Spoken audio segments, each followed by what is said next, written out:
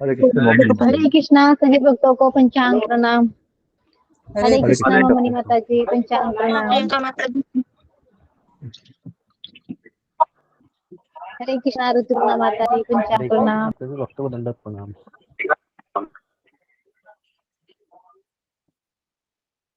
हरे कृष्णा सभी भक्तों को पंचांग प्रणाम। हरे कृष्ण माता जी। हरे कृष्णा माता जी, पंचांग प्रणाम। हरे कृष्णा माता जी, पंचांग।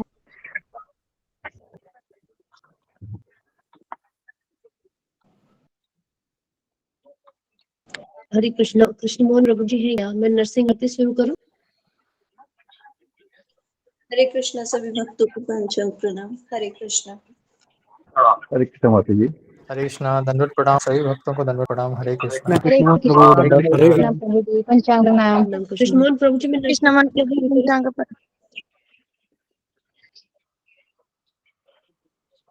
हरे कृष्णा कृष्ण मोहन प्रभु दंडवत प्रणाम।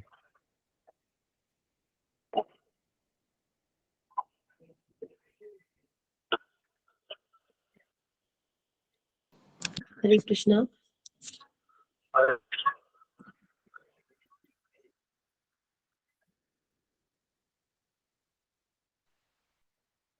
हरे अशोक कृष्णा प्रभु सभी जी मेरी भक्तों आवाज आ को रही मेरा है? पंचांग प्रणाम। जी माता जी आ रही है माता जी।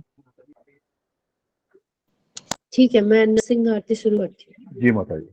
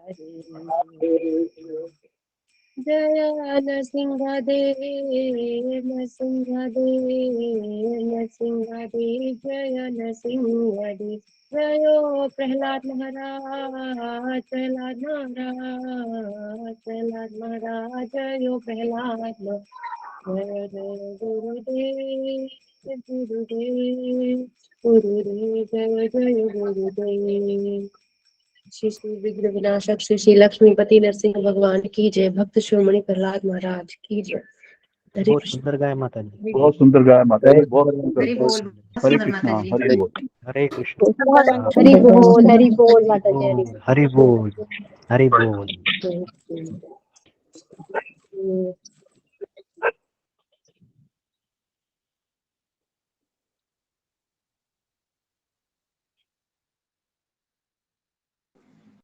हरे कृष्णा। 10 नाम अपराध। भगवान नाम पहला, भगवान नाम का प्रचार करने वाले महाभागवतों की निंदा करना। दूसरा, शिव ब्रह्मादि देवताओं के नाम को भगवान नाम के समान अथवा उनसे भिन्न समझना। तीसरा, गुरु की अवज्ञा करना या उन्हें साधारण मनुष्य समझना। चौथा, वैदिक शास्त्रों अथवा प्रमाणों का खंडन करना। पांचवा, हरि कृष्ण महामंत्र की जप की महिमा को काल्पनिक समझना। छठवां, पवित्र भगवान नाम में अर्थवाद का आरोप करना। सातवां, नाम के बल पर पाप करना। आठवां, हरे कृष्ण महामंत्र के जप को वेदों में वर्णित एक शुभ सकाम कर्म के समान समझना। नवा, अश्रद्धालु व्यक्तियों को कृष्ण नाम की महिमा का उपदेश करना। और 10वां, हरे कृष्ण महामंत्र के जप में पूर्ण विश्वास न होना व इसकी इतनी अगाध महिमा सुनने पर भी विषय आसक्ति बनाए रखना। जो भक्त भी स्वयं को वैष्णव समझने वाले सभी भक्तों को इन नाम अपराधों से बचना चाहिए, जिससे जीवन की अभिष्ट सिद्धि शीघ्र प्राप्त हो। हरे कृष्ण। बहुत सुंदर माता जी, बहुत सुंदर माता जी, बहुत सुंदर मीनाक्षी माता जी, बहुत सुंदर। बहुत सुंदर माता जी। धन्यवाद आपको। हरे कृष्णा। हरे कृष्णा। कृष्ण प्रभु जी दंडवत प्रणाम। प्रभु जी दंडवत प्रणाम। हरे कृष्णा। सही भक्तों को दंडवत पंचांग प्रणाम। प्रणाम। हरे सुल्तान कृष्णा। प्रभु जी, दंडवत प्रणाम। सही दंडवत प्रणाम। भक्तों सभी को भक्तों को पंचांग दंडवत प्रणाम। प्रणाम। हरे कृष्ण। दंडवत प्रणाम। दंडवत प्रणाम। सभी भक्तों को दंडवत प्रणाम। कृष्णा। हरे कृष्णा।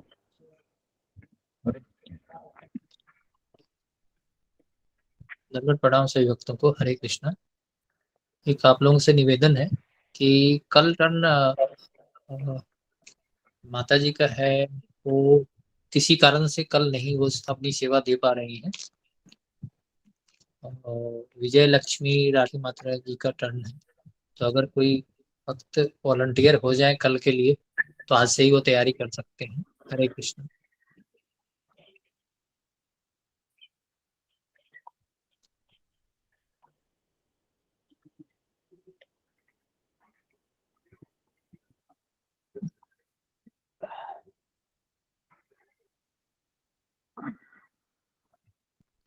ममता माता जी आप कल करेंगी। प्रतिभा माता जी का तो अभी खत्म हुआ है, कल ही परसों था प्रतिभा माता जी का ऑलरेडी। हरे कृष्ण प्रभु। हरे जी, कृष्ण तो सभी कल आप भक्तों को। जी तो प्रभु। कल का करना होगा, क्योंकि वो माता विजय लक्ष्मी माता जी की कुछ उन्होंने मैसेज किया है, उनको कोई दिक्कत है ऐसा बता दें। जी प्रभु। धन्यवाद माता। धन्यवाद जी जी। हरे कृष्ण। हरे कृष्णा गुरु जी, साष्टांग प्रणाम। हरे कृष्ण सभी सभी भक्तों को मेरा प्रणाम। हरे कृष्णा माता जी। हरे कृष्णा। हरे कृष्ण।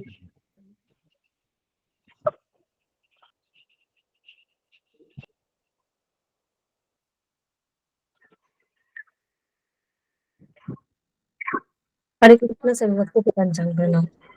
मीना माता जी आपका फर्स्ट सेशन है क्या? हरे कृष्णा। मीना सृष्टि माता जी। जी फर्स्ट नहीं है, मैंने कल हरे कृष्णा। किया था। हरे कृष्ण। हरे कृष्णा। हरे कृष्णा। कृष्ण कृष्ण हरे हरे। धन्यवाद प्रणाम गुरु जी। हरे हरे राम कृष्ण। हरे राम। हरे कृष्ण गुरु जी पंचम प्रणाम। हरे हरे कृष्ण राम गुरु हरे जी। हरे कृष्ण चरण पंचम हरे कृष्ण गुरु जी प्रणाम। गुरु जी पंचांग प्रणाम। हरे कृष्ण हरे कृष्ण कृष्ण। गुरु जी हरे दंडवत कृष्ण। प्रणाम। हरे हरे राम गुरु जी। माता जी हरे कृष्ण गुरु जी पंचांग प्रणाम। हरे हरे कृष्ण। हरे कृष्ण। कृष्ण। हरे कृष्ण हरे गुरु कृष्ण जी सत्य। पंचांग हरे प्रणाम। कृष्ण। हरे कृष्ण। हरे कृष्ण। हरे कृष्ण से माता जी को हरे पंचांग कृष्ण सत्य। हरे हरे कृष्ण गुरु कृष्ण। जी पंचांग प्रणाम। हरे कृष्ण सत्य। हरे कोई कृष्ण। दंडवत प्रणाम।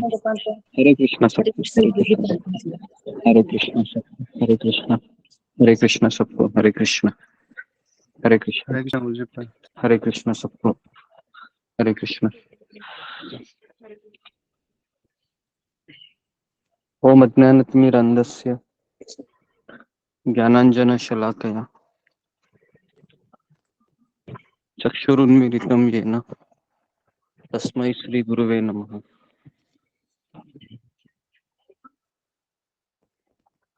जय श्री कृष्ण चैतन्य प्रभु नित्यानंद श्री अद्वैत गदाधर श्रीवासदि गौर भक्त वृंद।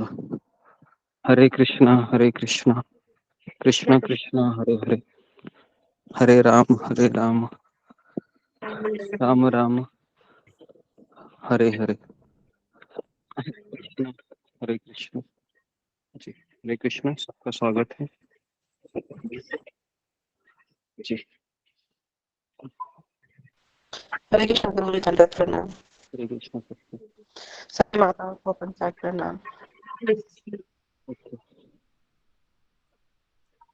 हरे कृष्ण जी। हरे कृष्ण। तो सबका जी, सबका स्वागत है सत्र में। तो आगे बढ़ते हैं अभी हम आज। तो जी, आज हरे किसका कृष्ण, हरे जी, कृष्ण, आज किसका टर्न था बताने का? हरे कृष्ण, हरे कृष्ण, हरे कृष्ण गुरु जी पांचांग प्रणाम। मेरा टर्न है गुरु जी आज। जी, बोलो मीनाक्षी। ज्ञान शलाकया चक्षुर्मीलितं तस्मै श्री गुरुवे नमः। वाच्यं कल्पतरुः वश्यते सिन्धुवे एव च पतितानां पावनेभ्यो वैष्णवेभ्यो नमः। मुझसे गलती होगी तो क्षमा कर दीजिए। गुरु जी कल आपने अक्षय तृतीया का महत्व बताया और गुरु जी आपने बताया कि अक्षय का मतलब होता है कि जिसका कभी भी क्षय नहीं होता है और उसको हम अक्षय कहते हैं। जैसे कि हमारा शरीर जो है वो विनाशकारी है तो इसका विनाश होता है तो हम इसको विनाशकारी कहते हैं, और जो हमारी आत्मा है वो अविनाशी है तो उसको हम अक्षय बोल सकते हैं। और दूसरा आपने तृतीया के बारे में बताया कि वैशाख महीने की शुक्ल पक्ष की तृतीया का जो दिन होता है उसको तृतीया होता है, इसलिए उसको अक्षय तृतीया कहते हैं। और उसके बाद आपने गुरुजी बताया कि कथा बताई कि कैसे अक्षय तृतीया जो है स्टार्ट हुई। तो आपने बताया कि बहुत समय पहले ऋषि मुनि जो है तपस्या करके सुख शांति के लिए तपस्या करते थे, लेकिन उसी टाइम में एक बार एक ब्राह्मण और उनकी पत्नी भी रहते थे। तो जो बहुत ही गरीब थे और बहुत ज्यादा गरीब थे, और लेकिन उनकी जो पत्नी थी वो बहुत ही पतिव्रता थी और अपने पति की जो है वो ब्राह्मण की बहुत सेवा करती थी। और जिसे देख के उनके जो ब्राह्मण थे वो भी बहुत खुश थे अपनी पत्नी से। और लेकिन उनके जीवन में दो दुख थे कि वो एक बहुत गरीब थे और दूसरा वो कि उनकी कोई संतान नहीं थी। और फिर एक दिन ब्राह्मण जो भी भिक्षा मांग के लाते थे वो उनकी पत्नी उसी में संतुष्ट रहती थी, कभी शिकायत नहीं करती थी।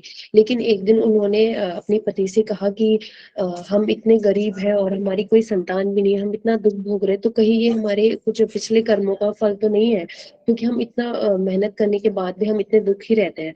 तो फिर उन्होंने अपने पति से कहा कि यहाँ पे वशिष्ठ मुनि आए हुए हैं तो आप जाइए और उनसे पूछिए कि हमारे दुखों का कारण क्या क्या है। तो फिर वो वशिष्ठ मुनि के पास जाते हैं और ब्राह्मण जाते हैं वशिष्ठ मुनि के पास और उनसे कहते हैं, उन्हें अपनी व्यथा बताते हैं कि हम हमारी संतान नहीं है, हम इतने दुखी हैं, तो इसका क्या वजह है। तो जो मुनि होते हैं वो त्रिकालदर्शी होते हैं, तो वो ब्राह्मण से कहते हैं कि तुम पिछले जन्म में बहुत ही धनी राजा थे और तुम्हारे बहुत सारे पुत्र भी थे, लेकिन तुम धन के प्रति बहुत वो आसक्त थे और तुम दान भी नहीं करते थे, दान के प्रति तुम्हारी कोई वो नहीं थी, और तुम अपने बच्चों को जो है उसको भी पैसा नहीं देखते थे, उनको भी अच्छे से नहीं देखते थे। तो जिस वजह से लेकिन तुमने जो है ये अक्षय तृतीया के 5 दिन पहले से तुमने जो है दान वो किया था, भक्तों की साधु संतों की सेवा की थी और उन्हें भोज खिलाया था, जिसके कारण तुम्हें अच्छी पत्नी मिली है और ब्राह्मण परिवार में जन्म भी मिला है। लेकिन तुमने अपने पुत्र को भी ध्यान से नहीं देखा, उन्हें भी धन नहीं दिया, जिस कारण से तुम्हारे पुत्र संतान नहीं है। तो इतना कहकर फिर वो उनसे पूछते हैं कि इसका कैसे हम इस चीज को कर सकते हैं। तो फिर वशिष्ठ मुनि बताते हैं कि तुम जो है कृष्ण भगवान की नाम लो और उनकी शरण ग्रहण करो और उनकी शरण ग्रहण करो और दान करो। दान करने से जो है हमारे प्रारब्ध कटते हैं, तो इससे तुम इस चीज से मुक्त हो जाओगे।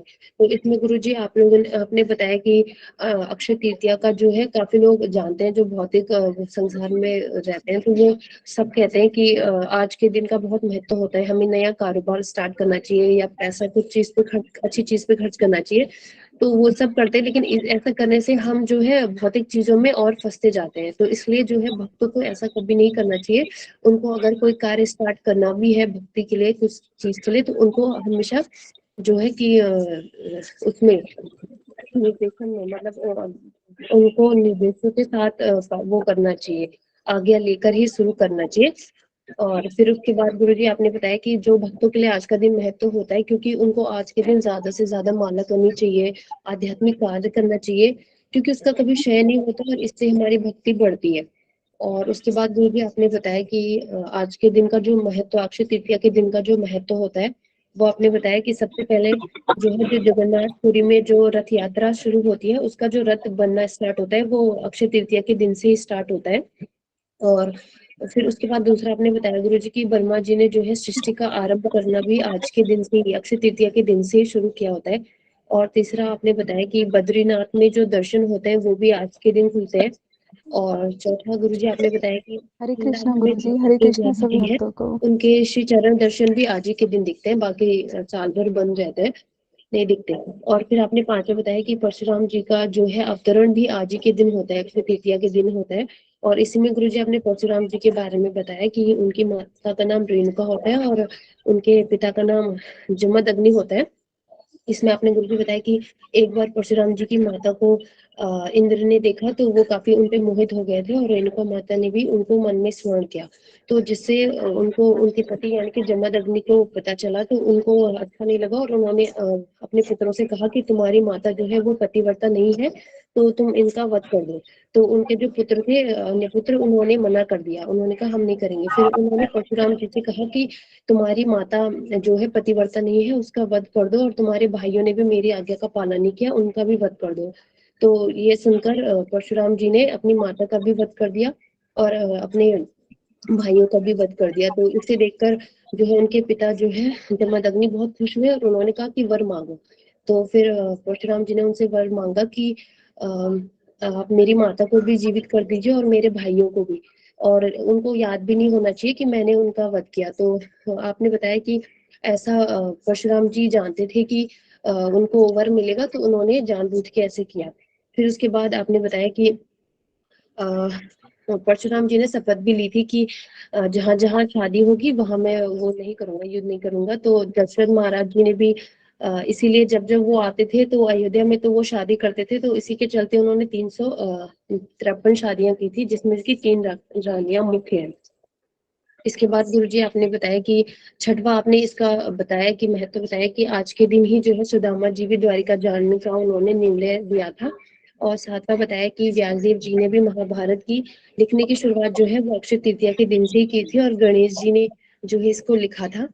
और आठवां आपने गुरुजी बताया कि ये गंगा जो है भागीरथी भी कहा जाता है जिनको, उनका अवतरण भी पृथ्वी पर आज के दिन ही हुआ था। और नवा आपने बताया था कि जो चंदन यात्रा होती है इस्कॉन की वो भी आज से शुरू होती है। और 10वां बताया था गुरुजी आपने कि प्रतिभा माता जी ने यहाँ बताया था कि द्रौपदी जी को जो है अक्षय पात्र भी आज के दिन ही दिया गया था सूर्य देव जी ने। उसके बाद गुरुजी आपने गंगा अवतरण की कथा बताई थी कि जी जी जी जो गंगा यहाँ तक ओके, अच्छा है, वेरी गुड, अच्छा बताया आपने। बहुत अच्छा बताया माता जी, बहुत अच्छा। हरि बोल, बहुत अच्छा हरि बोल। बताया। हरि बोल, हरि बोल, अच्छा बताया, हरि बोल, हरि हरि बोल, हरि बोल। ओके, हरे कृष्णा। गुरुजी, आपने मुझे आशीर्वाद नहीं दिया कि मैं ऐसे बनी रहूं सत्र में। मुझे जी जी 1 साल 2 दिन हो गए। जी जी जी, बहुत अच्छा है, आते रहिए, है ना। जी जी जी, तो ये हरे कृष्णा हाँ, हरे कृष्णा सभी भक्तों को। गुरु जी ये आशीर्वाद तो सबको ही दीजिए। जी जी, सबको एक्चुअली मेरा सत्संग ही अभी, मैं आशीर्वाद तो नहीं बोल सकता हूँ लेकिन सत्संग ही मेरी शुभकामनाएं है ना। अगर आप सत्संग में आ रहे हो, है ना, मुझसे प्रवचन सुन रहे हो, ये एक आशीर्वाद की तरह ही है ना। तो मुझे जी तो गुरु उसमें जी, कुछ, मैं धन्यवाद। अपना समय दे रहा हूँ आप लोगों के लिए, तो इससे अच्छा और क्या हो सकता है ना। तो आप कभी ऐसा मत सोचिए कि स्पेशल और कुछ चाहिए, है ना, यही एक आशीर्वाद है अगर आप इसको इस तरीके से ले तो, है ना। तो ये एक्चुअली मैं शुभकामनाएं के रूप में दे रहा हूँ, आशीर्वाद देने को मुझे तो कोई ऐसा लगता नहीं है कि मैं तो, जी गुरु जी, ठीक है, जी गुरु जी, ओके। धन्यवाद। तो अभी हम आगे बढ़ते हैं, है ना। तो पहला अध्याय हमने देखा था, थोड़ा सा मोटा मोटी मैं आपको 5 मिनट में बताता हूँ कि पहले अध्याय में 4 लोग सैन्य निरीक्षण करते हैं, धृतराष्ट्र, दुर्योधन, संजय, अर्जुन। धृतराष्ट्र जो सैन्य निरीक्षण करता है उसमें केवल आसक्ति, अपने पुत्रों के प्रति लगाव, उसके बाद उसके बाद कुरुक्षेत्र धर्म क्षेत्र के प्रति भय चिंता, है ना, और भगवान श्री कृष्ण अगले पक्ष में है ना, उसके प्रति भी उनको संदेह था कि मेरे पुत्र जी युद्ध में विजयी होंगे। तो चिंता उनको ये भी थी, अगर मेरे पुत्र विजयी नहीं होंगे तो इसका अर्थ क्या है, मेरे 100 पुत्र मारे जाएंगे। समझ में आ रहा है, मेरे 100 पुत्र फिर मारे जाएंगे। तो इसके लिए उसको चिंता बहुत ज्यादा थी। उसके बाद हमने देखा दुर्योधन कैसे गुरु अपमान करता है, द्रोणाचार्य को मंद बुद्धि कहता है, उसके बाद कूटनीति का प्रयोग करता है ना।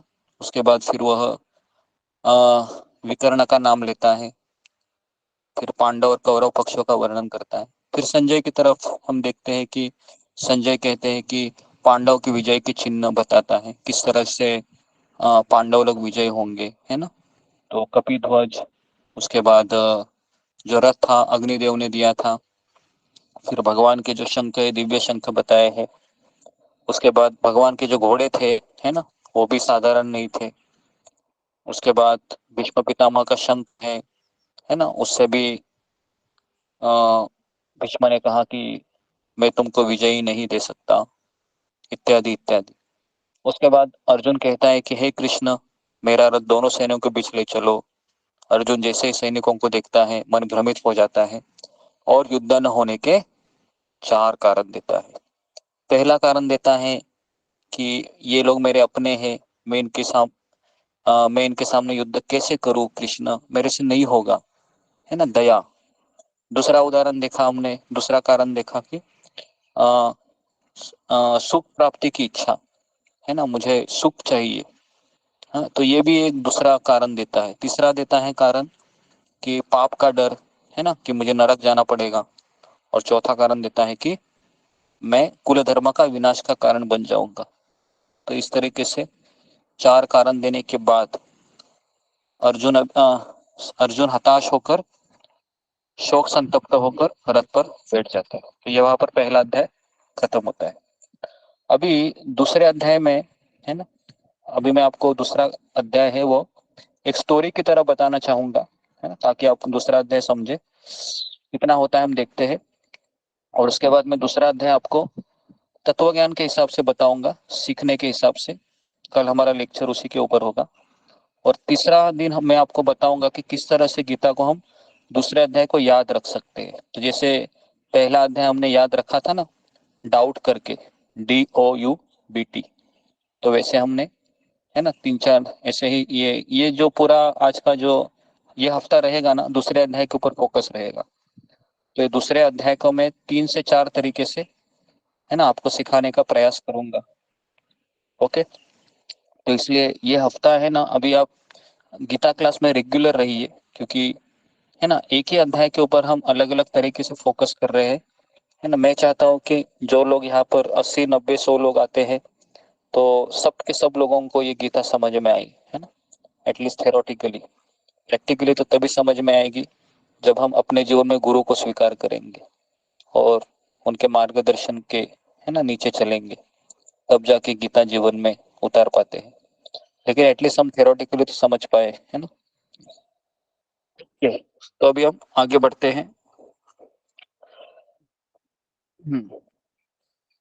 तो पिछले अध्याय में संजय ने धृतराष्ट्र को कहा कि देखो राजन, अर्जुन है, युद्ध करना नहीं चाहता है।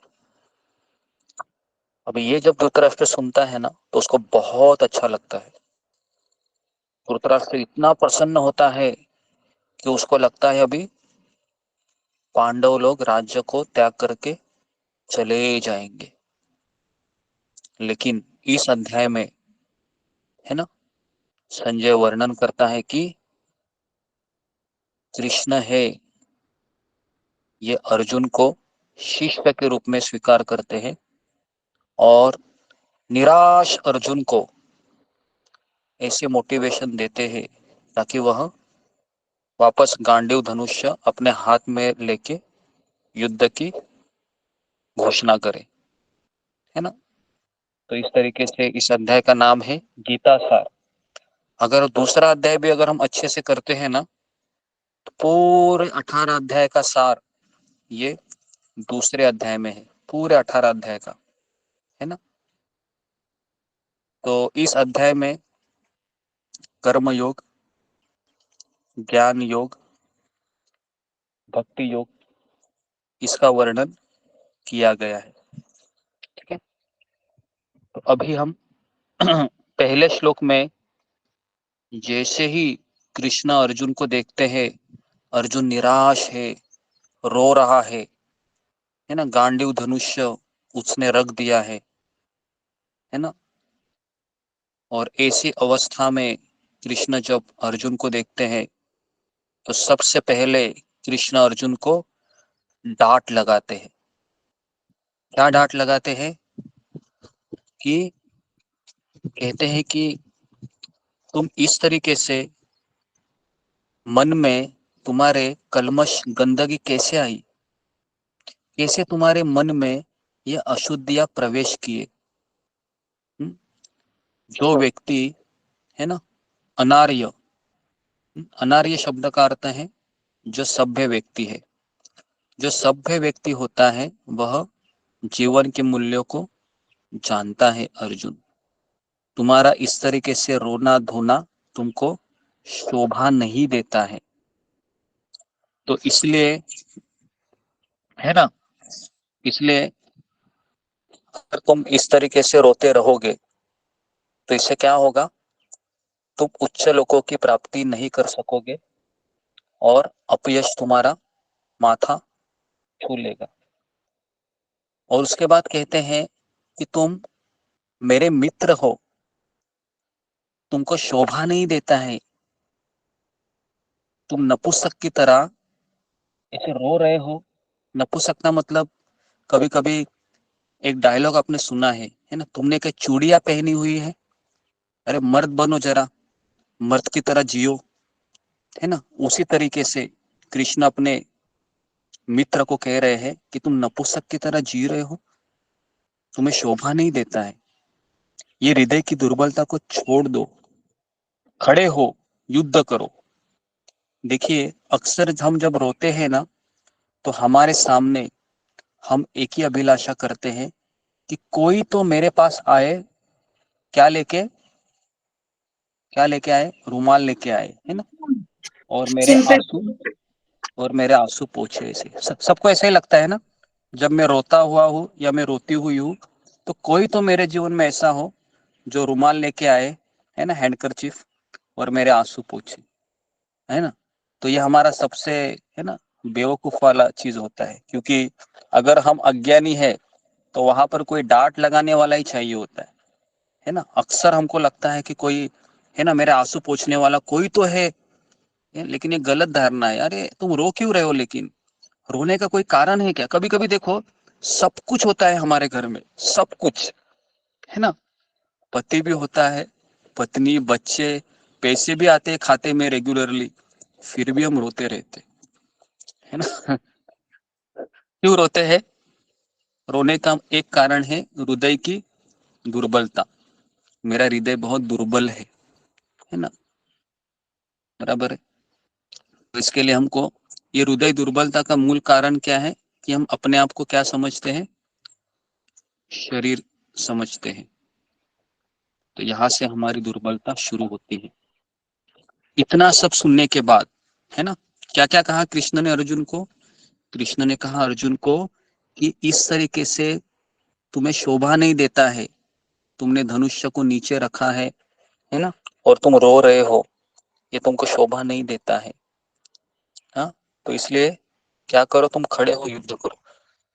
इतना होने के बाद, है ना, अभी अर्जुन का डायलॉग है, हाँ, चौथे श्लोक में अभी हम एंट्री कर रहे हैं। पहले से पहले 3 श्लोक हैं, कृष्ण अर्जुन को डांटते हैं। तो जीवन में डांटने वाला कोई चाहिए, लेकिन वही व्यक्ति डांट सकता है जो उससे प्रेम भी करता है, जिसने अपना समय इन्वेस्ट किया है ना। अगर हम किसी को जानते नहीं है ना, हम किसी को पहचानते हैं, है ना, और हमने किसी की गलती देखी और वहां पर ही शुरू हो गए, तो क्या होता है फिर? झगड़ा होता है, बराबर है। झगड़ा क्यों होता है? क्योंकि हम करेक्ट करना चाहते हैं, लेकिन भैया, आपने अपना कभी इन्वेस्टमेंट किया है क्या उसमें? कभी प्यार किया है उसको? कभी प्यार दिया है? प्यार तो दिया नहीं है वो लगे, है ना, जोर से उसको सुनाने के लिए, तो ऐसा नहीं होता है ना।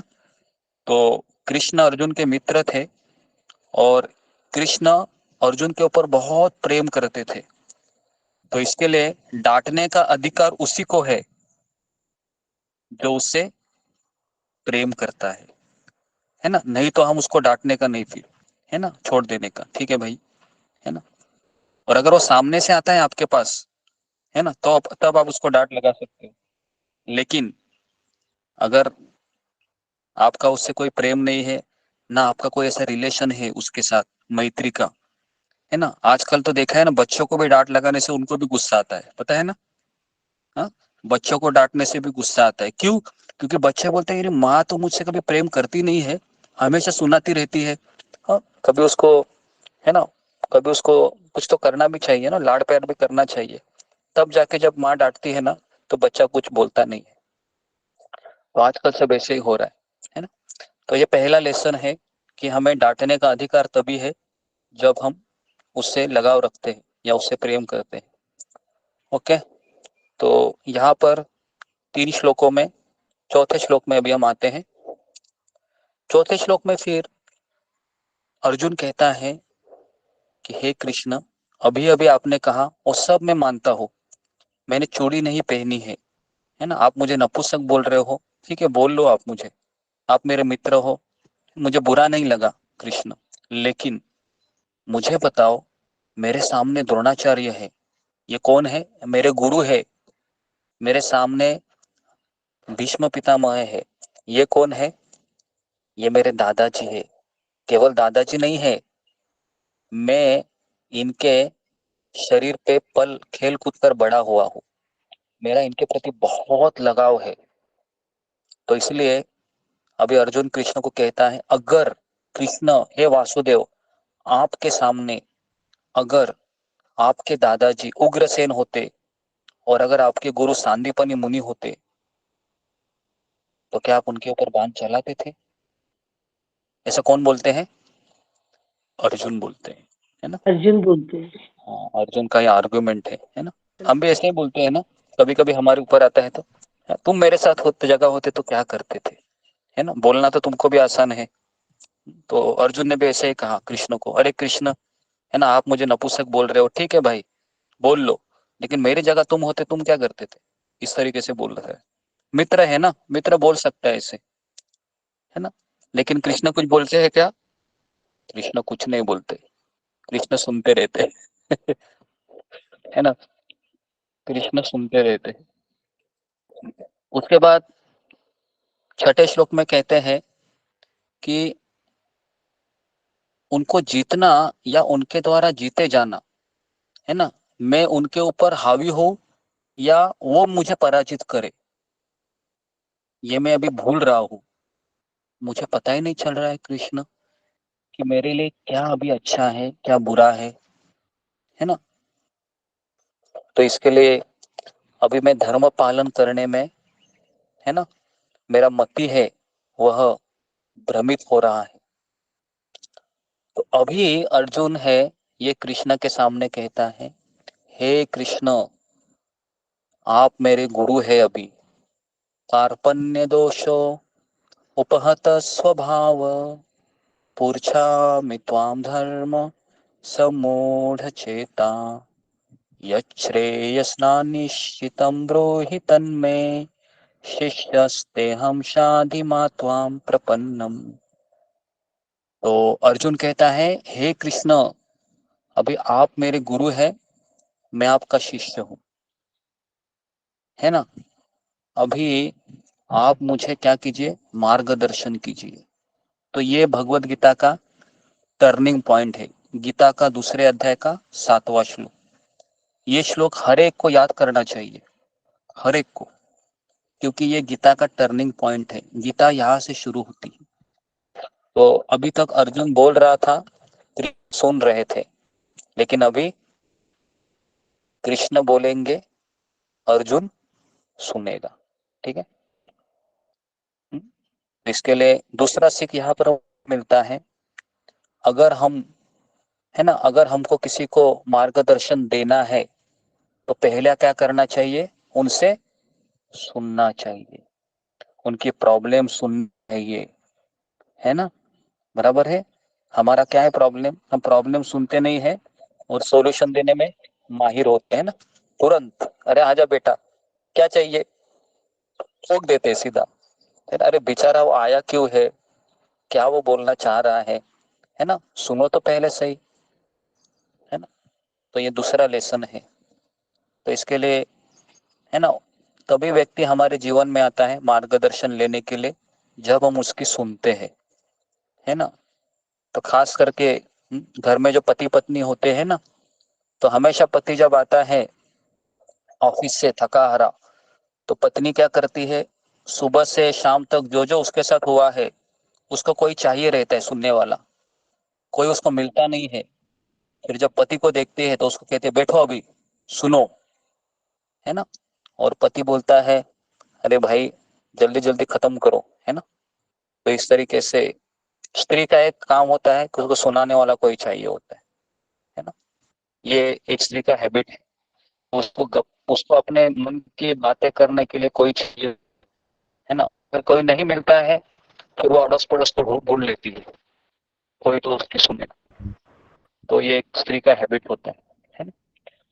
तो इसके लिए, है ना, जितने भी पुरुष है सभी लोगों ने सुनना चाहिए, है ना? अब वही व्यक्ति जीवन में तरक्की कर सकता है जिसको सुनना आता है, और वही व्यक्ति जीवन में तरक्की नहीं कर पाता है जो सुनाना जानता है ना? तो हमें सुनाना नहीं चाहिए, सुनना चाहिए। तो यहाँ पर भगवान श्री कृष्ण है, पहला लेसन हमें देते हैं कि हमें पहले सुनना सीखना चाहिए। कोई हमारे पास आता है ना, 10 मिनट 15 मिनट आप उस सुन लीजिए केवल, है ना? कभी ना कभी वो रुकेगा, है ना?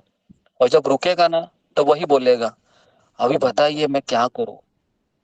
फिर आप शुरू हो जाइए, है ना? इस तरीके से।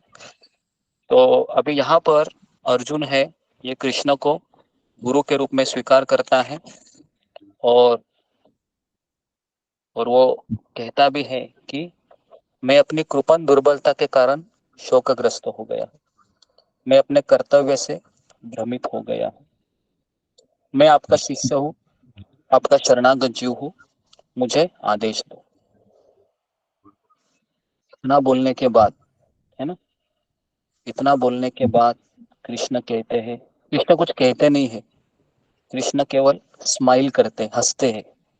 कौन बताएगा मुझे कृष्ण क्यों हंसते हैं?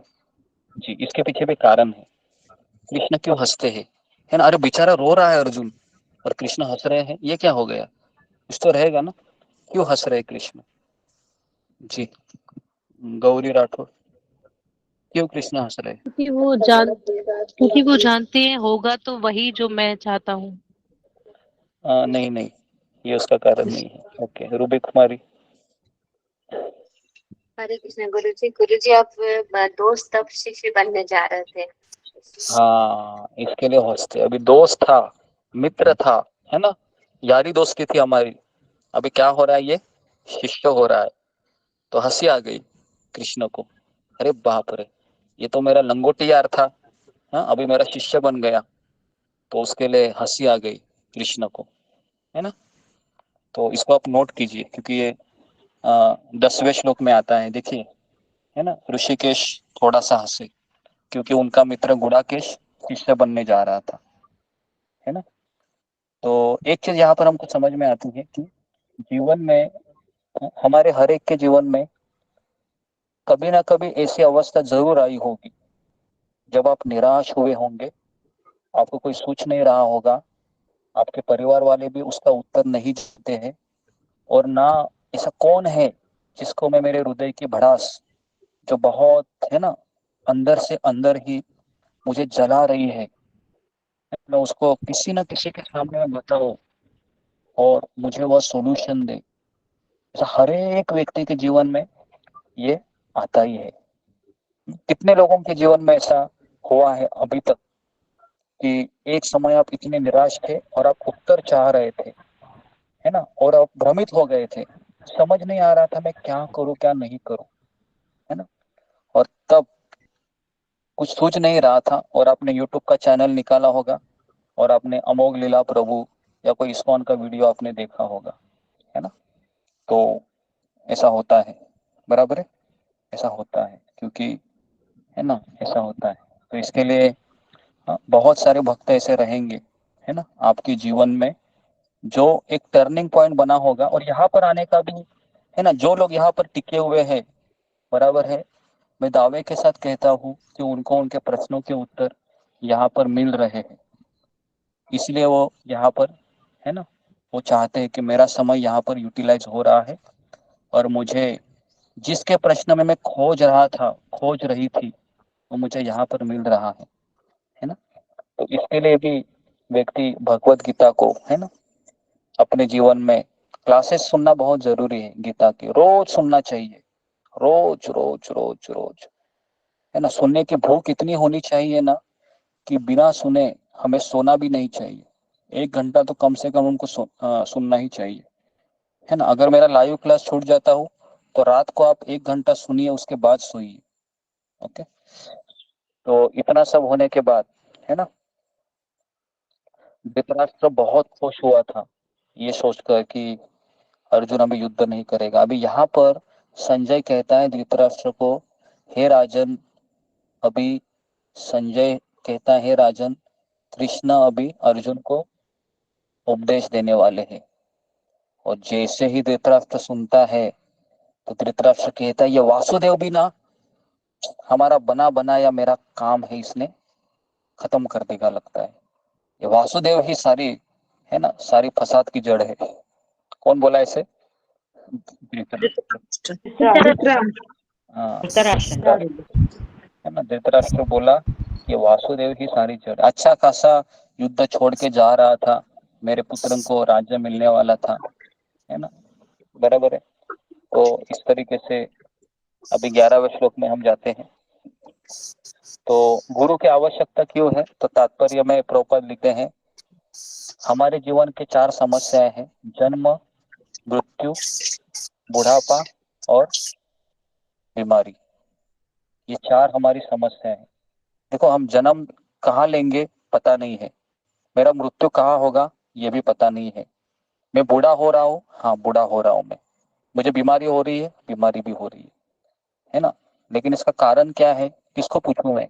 डॉक्टर के पास तो जाता हूँ मैं, लेकिन डॉक्टर मुझे मेडिसिन देकर कहते हैं बीमारी ठीक हो जाएगी, लेकिन ये नहीं बता रहे हैं कि मैं बीमारी से परमानेंटली कैसे छूटूं, है ना। तो प्रभुपाद जी एक बार जादूगर के पास गए थे, मतलब गए नहीं थे, जादूगर वहां पर कुछ जादू दिखा रहा था और प्रभुपाद उनके शिष्यों के साथ जा रहे थे।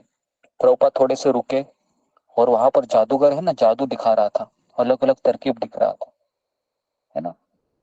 तो जादू का खेल खत्म हो गया और प्रभुपाद जादूगर के पास गए और प्रभुपाद ने कहा कि बताओ कौन बड़ा जादूगर है। तो जादूगर को समझा नहीं कि प्रभुपाद क्या बोल रहे थे। प्रभुपाद ने कहा कि मैं जन्म, मृत्यु, बुढ़ापा, बीमारी, है ना, इनको मैं तुम्हारे जीवन से निकाल सकता हूँ। क्या तुम अपने जीवन, क्या तुम ये जन्म, मृत्यु, बुढ़ापा, बीमारी निकाल सकते हो क्या? जादूगर ने कहा नहीं स्वामी जी, मैं तो नहीं निकाल सकता हूँ। तो बताओ सबसे बड़ा जादूगर कौन है? मतलब आप ही सबसे बड़े जादूगर है ना, क्योंकि आप जन्म, मृत्यु, बुढ़ापा, बीमारी को हटा सकते हो, है ना। तो प्रभुपाद ये बड़े जादूगर थे इस तरीके से। तो इसके लिए गुरु की आवश्यकता पड़ती है ना। जिसके जीवन में गुरु है, प्रामाणिक गुरु, हाँ क्या, क्योंकि प्रामाणिक गुरु कभी नहीं कहता है मैं भगवान हूँ। प्रामाणिक गुरु कहता है मैं भगवान का दास हूँ, मैं भगवान का कुत्ता हूँ। या वो अपने गुरु का कुत्ता कहता है अपने आप को कि मैं कौन हूँ, तो मैं मेरे गुरु का कुत्ता हूँ, है ना, मेरा गुरु जैसा बोलता है मैं वैसे ही करता हूँ। तो इस तरीके से गुरु हमेशा, है ना, अपने को संबोधित करता है। जब भी प्रभुपाद के गुरु के पास कोई आते थे ना, भक्ति सिद्धांत ठाकुर, तो वो एक ही शब्द कहते थे, पता है कौन सा? दासोस्मि, मैं आपका दास हूँ। कोई भी आने दो, छोटा आदमी भी आएगा ना तो भी यही कहते, ऐसे हाथ जोड़ते थे, दासोस्मि, मैं आपका दास हूँ। तो यह है आचार्य, है ना। तो इस तरीके से ये 10 श्लोक हमारे कवर हुए। अभी 11 से 30 में कृष्ण है ना, कुछ बोलने के पहले ही क्या कहते हैं कि बड़ी जोर से डांट लगाते हैं, है ना। क्या डांट लगाते हैं कि तुम इतने पांडित्यपूर्ण वचन बोलते हो और तुम उसके लिए शोक कर रहे हो जो शोक करने योग्य नहीं है। जो विद्वान है न तो जीवित के लिए शोक करते हैं न ही मृत के लिए शोक करते हैं। ये पहला लेसन देते हैं, पहले डांट लगाते हैं। अपने आप को पंडित समझते हो अर्जुन, अपने आप को ज्ञानवान समझते हो और रो भी रहे हो, तो जब हम गुरु को अपनाते हैं ना, तो गुरु कभी मीठा मीठा बात नहीं करता है। गुरु कभी भी मीठा मीठा बात बिल्कुल नहीं करता है। गुरु हमेशा ऑपरेशन करता है। समझ में आ रहा है? गुरु हमेशा ऑपरेशन करता है, लेकिन वो ऑपरेशन भी कैसे करता है वो, है ना, शिष्य का कैपेसिटी देखकर करता है। नहीं तो क्या होगा, ऑपरेशन सक्सेसफुल और पेशेंट डेथ हो गया, है ना। तो ऐसा ऑपरेशन कुछ काम का है क्या, बताओ। हाँ, ऑपरेशन किया, ऑपरेशन क्या हुआ, सक्सेसफुल हुआ और पेशेंट मर गया। तो ऐसा ऑपरेशन कुछ काम का नहीं है। तो इसलिए, है ना, जो गुरु होता है वो शिष्य का ऑपरेशन कैसे करता है, उसको पहले क्या करता है, कहता है तुम चाय पी रहे हो, धीरे धीरे चाय कम करो, है ना। तुम नशा कर रहे हो, धीरे धीरे नशा कम करो। और कहते हैं तुम माला करना तुमको शुरू करो, 1 माला से शुरू करो, 2 माला, 4 माला, 6 माला, 16 माला तक आना है। तो ये सारी इस्कॉन मंदिरों में ट्रेनिंग दी जाती है। ओके, तो इस तरीके से फिर कृष्ण अर्जुन को आत्मा का ज्ञान देते हैं। तो आत्मा का ज्ञान कौन सा देते हैं कि जिस तरीके से आत्मा है ये पुराने वस्त्र, जिस तरह से शरीर, जिस तरह से हम पुराने वस्त्रों को छोड़कर नए वस्त्र परिधान करते हैं, उसी तरीके से आत्मा जब ये शरीर पुराना हो जाता है तो नए शरीर का धारण करते हैं। तो इसके लिए तुम इसके लिए शोक मत करो।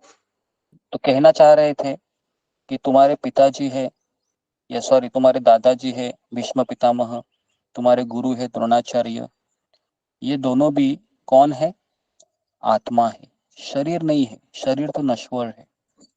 लेकिन यहाँ पर अभी अर्जुन कहते हैं कृष्ण को, कृष्ण आप बराबर बोल रहे हैं कि ये मेरे दादाजी नहीं है, ये आत्मा है ना। लेकिन मेरा इनके प्रति लगाव है, मैं क्या करूं उसका बोलो। ये द्रोणाचार्य है ना, इन्होंने मुझे ना एक बच्चे की तरह, एक पिता की तरह मुझे पाला है, मुझे सारा ज्ञान दे दिया। धनुर्विद्या का ज्ञान उन्होंने सबसे ज्यादा मुझे दिया। क्या मैं उनको भूल जाऊं और निर्दयी बनकर बांध चलाऊं? तो यही आप चाहते हैं? क्या करूं मैं, कृष्ण अर्जुन कहता है, क्या करूं बोलो। मैं इनके शरीर से आसक्त हूं, मेरा इनके प्रति लगाव है, ये मेरे अपने हैं।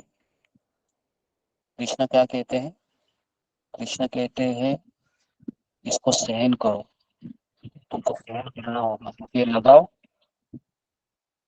लगाव कैसा है, ये लगाव ये अज्ञानी है ना, अज्ञान से भरा हुआ है। तो इसके लिए कभी कभी हम ना माला करते हैं, लेकिन हमारे घर में जो पति है, पत्नी है, बच्चे, उनको हम क्या समझते हैं, ये कौन है, ये मेरे बच्चे हैं, ये मेरा पति है ना। तो इसके लिए हम अज्ञानी जीवन ही जीते हैं, है ना। कई हम भक्तों को भी पूछते हैं ये किसका बच्चा है, वो क्या बोलते हैं, मेरा बच्चा है ना। 16 माला करते हैं फिर भी वो क्या बोलते हैं, मेरा बच्चा, मेरी बच्ची है। अरे आपको ऐसा बोलना चाहिए कि ये कृष्ण का अंश है, कृष्ण ने ये मुझे जिम्मेदारी दी है इस जन्म में, और इसके लिए मेरे गर्भ से प्रकट हो गई है या हो गया है। तो मैं इसको अच्छे से, कृष्ण चाहते हैं कि मैं इसकी अच्छे से जिम्मेदारी निभाऊं और मैं इसको अच्छे से भक्त बनाऊं। ये उत्तर होना चाहिए। लेकिन हमारा उत्तर क्या होता है, ये मेरा पुत्र है, ये मेरी पुत्री है, ये मेरा पति है, ये मेरा बच्चा है, ये। तो इसमें इतना हमारा लगाव होता है कि कभी कभी हम फिर निराश हो। अगर हमारा ये अंडरस्टैंडिंग नहीं रहेगा ना, तो हर कोई पति है, पत्नी है, बच्चा है ना, उनको छोड़ने वाला है एक ना एक दिन, है ना। इस संसार में कोई भी रिश्ता है ना परमानेंट नहीं है।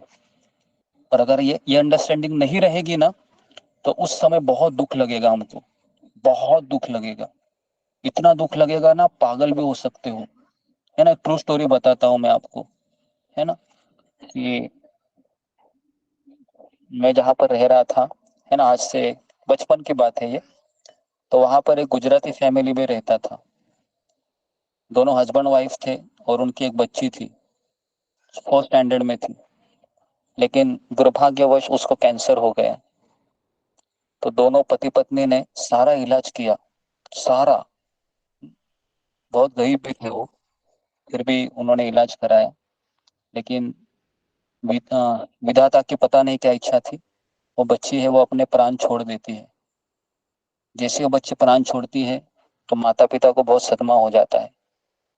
और अगले ही दिन है ना, उसका जो क्रियाक्रम होने के बाद अगले दिन फिर वो है ना, 12 दिन के पश्चात कई रिश्तेदार आते, फिर सब जब चले जाते हैं तो दोनों भी क्या करते हैं,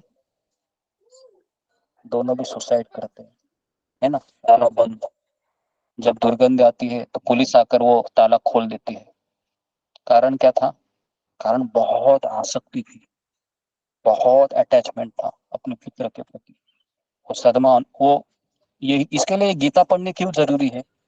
गीता पढ़ना इसलिए जरूरी है क्योंकि समझ में तो आए कि मैं किस दिशा में जा रहा हूँ, मैं किस दिशा में जा रही हूँ, है ना। तो इसके लिए भगवान यहाँ पर कहते हैं इसको सहन करो, क्योंकि संसार में हम अपना अपना रोल निभाने आए हो, है ना। हम सब यात्री है, जब हमारा स्टेशन आएगा तो हमको उतरना पड़ेगा, है ना। जैसे हम जैसे हम जब मुंबई से मथुरा जाते हैं तो कई यात्री चढ़ते हैं कि नहीं, है ना। हमारे बगल में सब बैठे रहते हैं, लेकिन जिसका स्टेशन आता है, कोई झांसी में उतरता है ना, कोई फिर भुसावल आता है वहां पर उतरता है, कोई फिर अलग स्टेशन आता है वहां पर उतरता है ना। तो इस तरीके से हर एक का स्टेशन अलग है। तो इसके लिए है ना, ये जीवन का सत्य है कि जिसके साथ हम रहते हैं एक दिन हमको बिछोड़ना पड़ता है। तो इसके लिए कृष्ण अर्जुन को कहते हैं इसको सहन करो, है ना। और दूसरा स्टोरी मैं आपको बता रहा हूँ कि एक हस्बैंड वाइफ थे, है ना। दोनों का आपस में बहुत प्रेम था, है ना। उनके 2 बेटे थे, ट्रू स्टोरी है, ओके। और दोनों का शादी हुआ, है ना। उसके बाद हस्बैंड का उम्र हो गया 65 ईयर्स और वाइफ का उम्र था, है ना, 60 ईयर्स। दोनों ही फिर है ना फ्लैट में रह रहे थे। ये महाराष्ट्र की बात है, पुणे में। और अचानक क्या हुआ, दोनों का इतना लगाव था एक दूसरे के प्रति कि दोनों ने है ना अपने शादी के 35-40 साल एक साथ बिताए थे।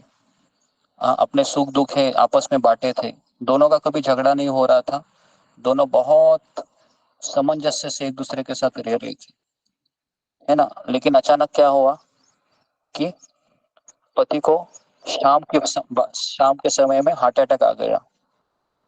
तो जब हॉस्पिटल जाने की भी देरी नहीं हुई, उन्होंने अपने घर में ही प्राण छोड़ दिए। अभी हुआ क्या था कि पड़ोसी आ गए सारे, क्योंकि वो रोने लगी बहुत जोर से। पड़ोसी ने आकर कहा कि आपके पति है ना, इनका कल हम क्रियाक्रम करेंगे, आपके बेटों को हमने फोन लगाया है, वो कल सुबह तक पहुंच जाएंगे। आपको केवल एक ही चीज करनी है, आज के रात के दिन आपको इनके साथ रहना है। क्या बोले? आज की रात आपको इनके साथ रहना है। वो पत्नी क्या बोलती है पता है? वो पत्नी कहती है कि मैं आज की रात इनके साथ नहीं रह सकती। क्यों नहीं रह सकती? उसी के साथ तो है ना, उसी के साथ उसने अपनी जिंदगी के 35 साल बिताए थे ना, वही आदमी था, उधर पड़ा था। क्या ऐसी चीज थी कि वो अभी क्यों नहीं रहना चाह रही थी? एक रात का ही तो सवाल था। वो डर रही थी उसके साथ रहने की, है ना। क्यों डर रही थी? तो आज तक वो किसके साथ रह रही थी? शरीर तो उधर ही पड़ा था, क्यों नहीं वो एक रात वो रहना चाह रही थी? क्या कारण था? बताइए, क्या कारण था? जीवित थे, चेतना थी उनकी। क्योंकि आत्मा से वो प्यार करती थी। से प्यार करा। जी, उसका आत्मा है वो, आत्मा चला गया। जी, तो बेसिकली आत्मा चला गया था। तो हम किसके साथ हम रह रहे हैं अभी? अपने आप को पूछिए अभी आप। हम सभी लोगों को अपने आप को पूछना चाहिए कि हम किसके साथ रह रहे हैं। रंजना माता जी हम किसके म्यूट साथ रह कीजिए। रहे हैं? तो हम आत्मा के साथ रह रहे हैं। आत्मा के साथ रहते हैं। हम आत्मा के साथ, चाहे वो आपकी बेटी हो, चाहे आपका बेटा हो, चाहे आपका पति हो, चाहे आपकी सास हो, ससुर हो, है ना। हम अभी शरीर के साथ रह रहे होते तो वो माता जी ये रिजेक्ट करती थी क्या, मुझे आज की रात मैं इसके साथ रह सकती हूँ, ऐसा बोलती थी ना वो, है ना। लेकिन बोल रहे थे क्या वो नहीं बोल रही थी। वो कह रहे थे कि मैं 35 साल मैंने इनके साथ बिताए जरूर है, लेकिन इनके अंदर तक आत्मा था, अभी आत्मा छोड़ के चला गया है। तो इसके लिए हम किसके साथ रह रहे हैं, अपने आप को सवाल पूछिए। ये बहुत जरूरी सवाल है ये। अगर आप उस शक्ल को देखकर रोज अगर आप आनंदित हुए हो तो गलत है, क्योंकि वो शक्ल है वो वही व्यक्ति उधर भी पड़ा था, है ना। आत्मा चली गई थी। तो इसके लिए इस चीज को हमको, है ना, जोर देना चाहिए कि हम, अगर हमारे घर में 5 लोग रहते हैं तो उनका शरीर कैसा भी हो सकता है, लेकिन हम आत्मा के साथ रह रहे हैं। जैसे आत्मा चला जाता है हम चाह कर भी उसको रख नहीं सकते।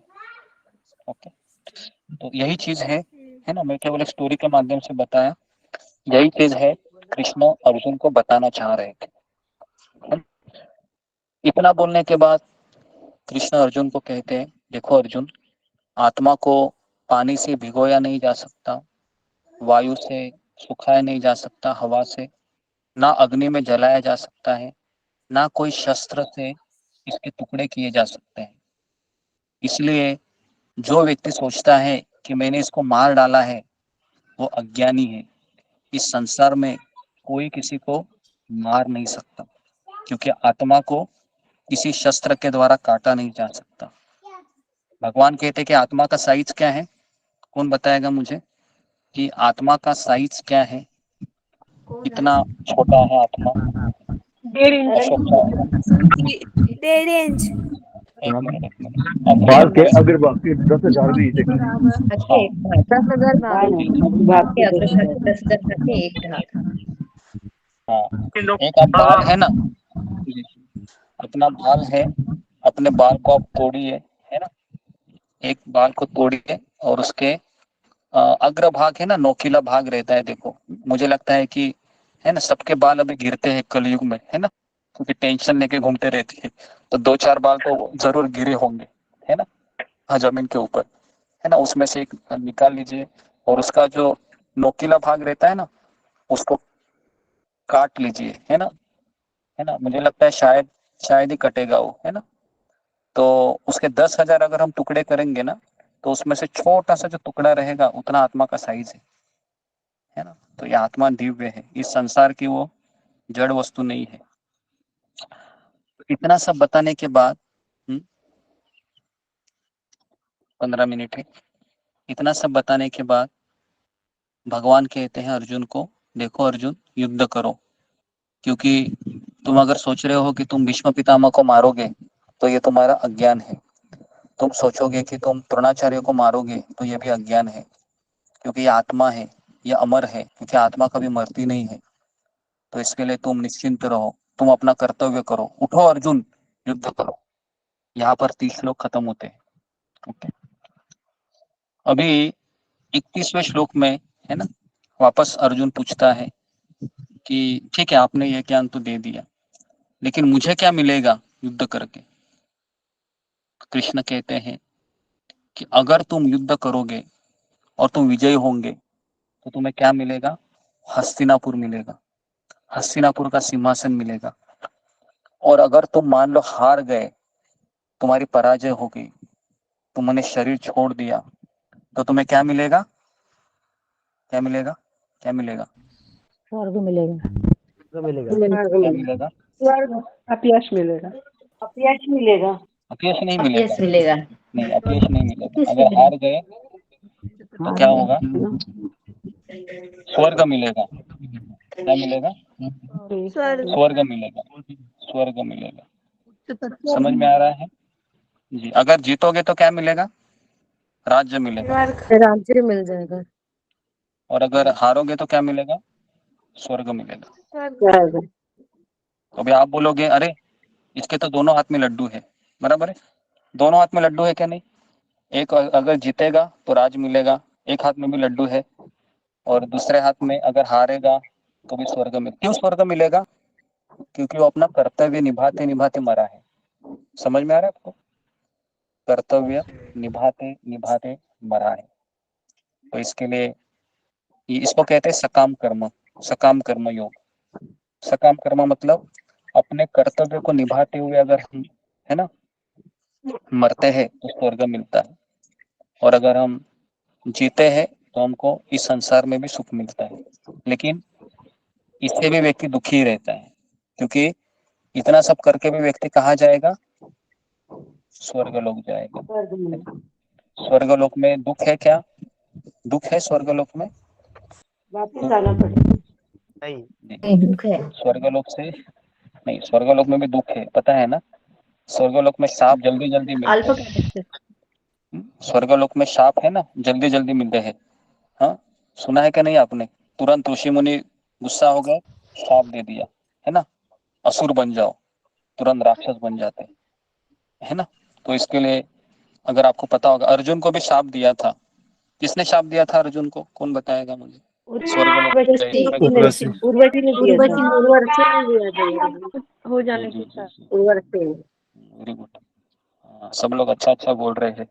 हाँ, पढ़ाई करके आए लगता है। तो अर्जुन को किसने शाप दिया था? उर्वशी ने दिया था, है ना। क्यों दिया था? क्योंकि स्वर्गलोक में कोई रिश्ता मायने नहीं रखता है। तो उर्वशी ने कहा कि, है ना, तुम मुझे खुश करो, है ना।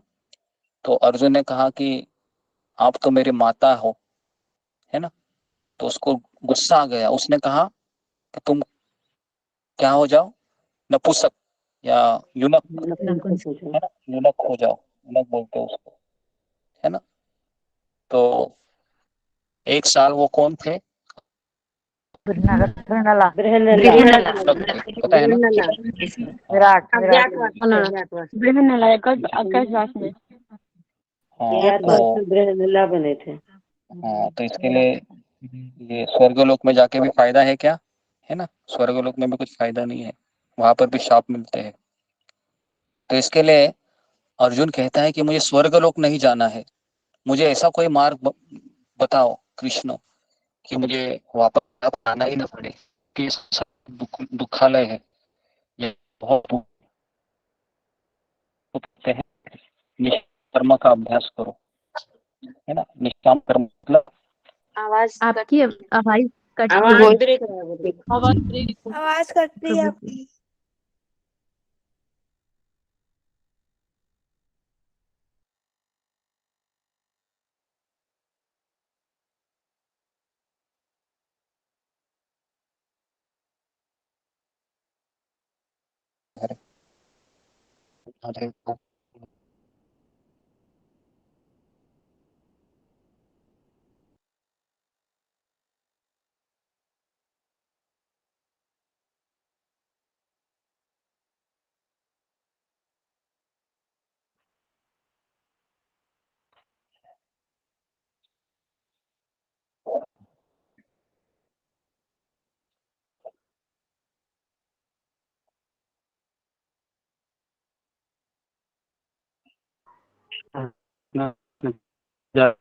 हरे कृष्णा, हरे कृष्णा।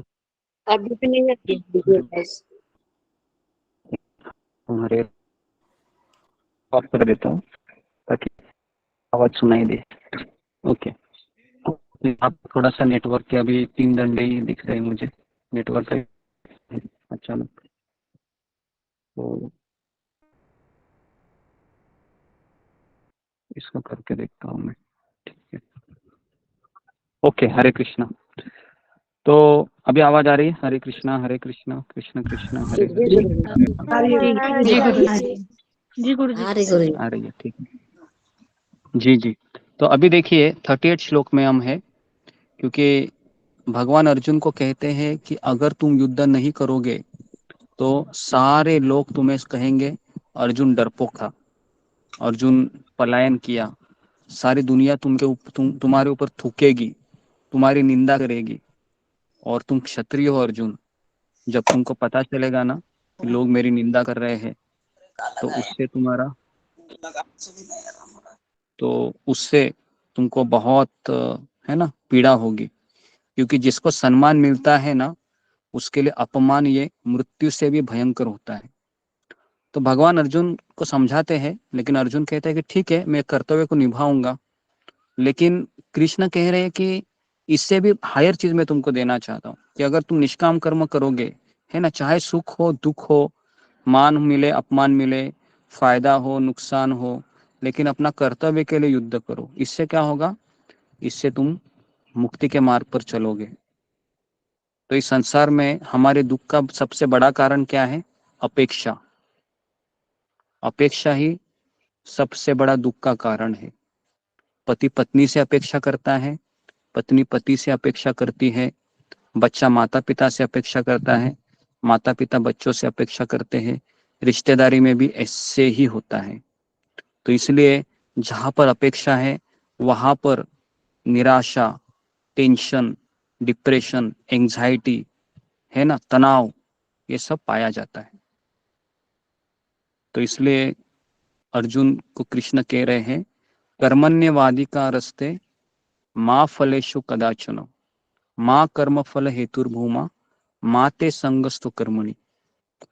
कृष्ण कहते हैं अर्जुन को, अर्जुन केवल तुम 100% कर्म करो, बस वही तुम्हारे हाथ में है।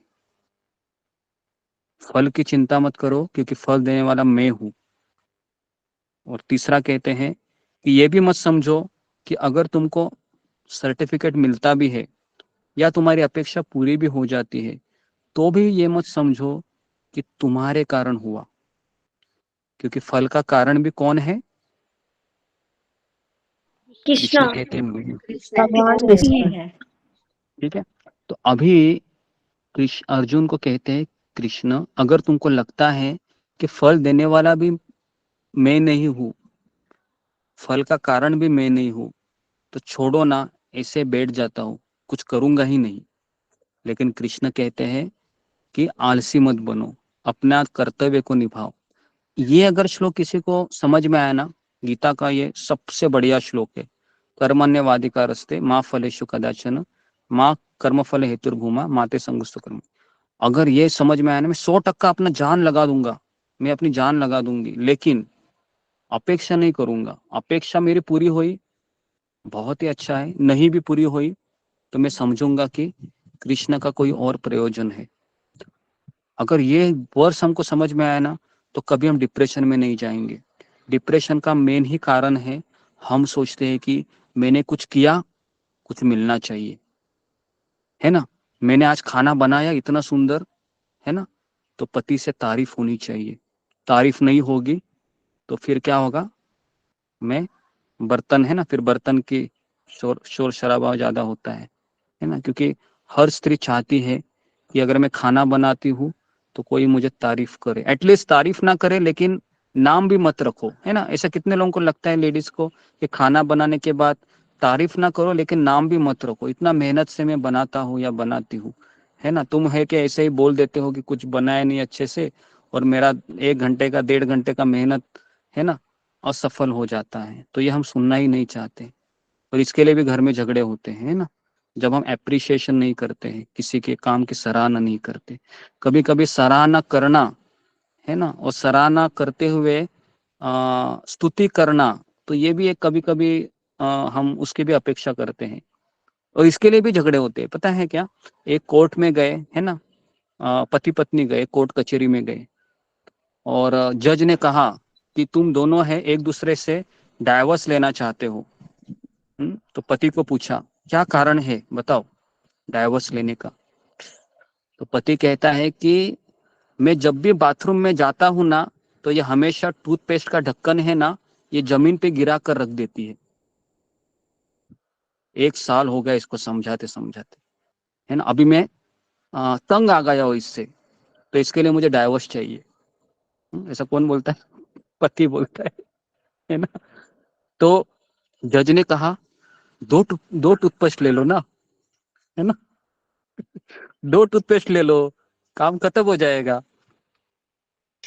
तो इस तरीके से छोटी छोटी, है ना, छोटी छोटी चीजों में, है ना, हमारा अपेक्षा है, इतना रहता है ना कि हम एक दूसरे को सहन नहीं कर पाते। तो इसके लिए वैदिक प्रथा में डाइवर्स करके कोई एक शब्द नहीं था, है ना। मंडोदरी थी, मंडोदरी का पति रावण था, लेकिन उसने भी सहन किया। तो बेसिकली लेकिन कलयुग में क्या होता है कि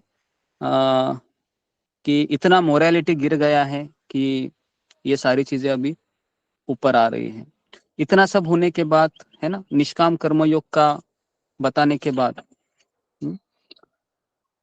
भगवान कृष्ण अर्जुन को कहेंगे कि खास करके ये जो अभी हम केवल 39-40 तक ही आए हैं, तो यहाँ पर मैं रुकता हूँ, है ना।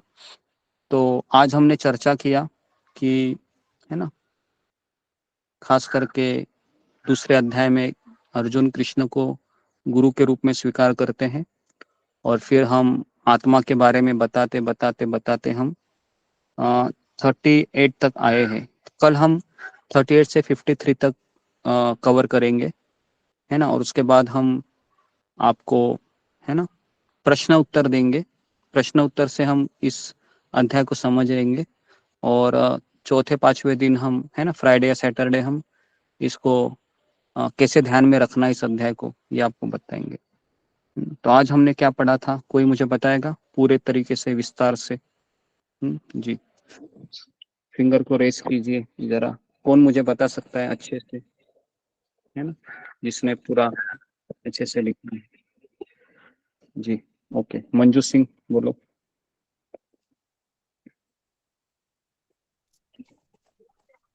गुरुदेव, आज जो है आपने सेकंड चैप्टर की शुरुआत की है।